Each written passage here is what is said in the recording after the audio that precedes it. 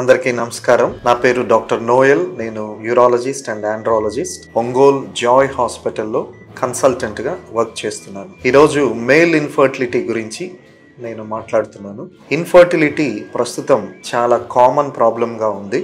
ఇదివరకు ఫీమేల్సే కారణమని అనుకునేవారు. అయితే ఇప్పుడు మనకు సైంటిఫిక్గా అర్థమైంది ఏంటంటే 40% ఆఫ్ కేసెస్లో ఫీమేల్ కారణం అయితే ఇంకొక 40% మేల్ కారణం. మిగిలిన 20% ఇద్దరిలో ప్రాబ్లమ్స్ ఉండడం వలన ఇన్ఫర్టిలిటీ పిల్లలు పుట్టకపోవడానికి కారణమవుతా ఉంది. అయితే మొట్టమొదటిగా టెస్ట్లు, ఇన్వెస్టిగేషన్స్ ఎవరికి చేయాలి? పురుషులకు చేయాలా లేకపోతే స్త్రీలకు చేయాలి? వివాహం అయిన తర్వాత 6 నెలల నుండి 9 నెలలలోపు ప్రెగ్నెన్సీ రాకపోతే ఫస్ట్ టెస్ట్ చేయవలసింది పురుషులకు. ఎందుకంటే పురుషులకు టెస్ట్ చేయడం చాలా సులభం.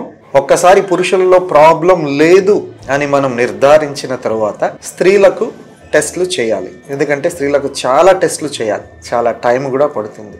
అయితే పురుషులలో ప్రధానంగా సింపుల్గా ఒక సెమెన్ అనాలిసిస్, వీర్య పరీక్ష చేస్తే సరిపోతుంది.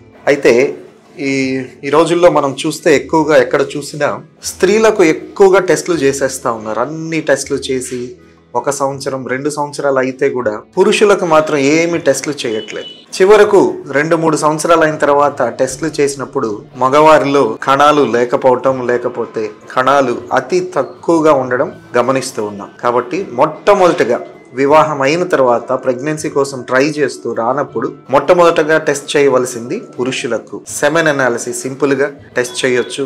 ఆ తర్వాత దాంట్లో ఏమి ప్రాబ్లం లేకపోతే ఫీమేల్కి ఎక్స్టెన్సివ్గా టెస్టులు చేయవలసి వస్తుంది.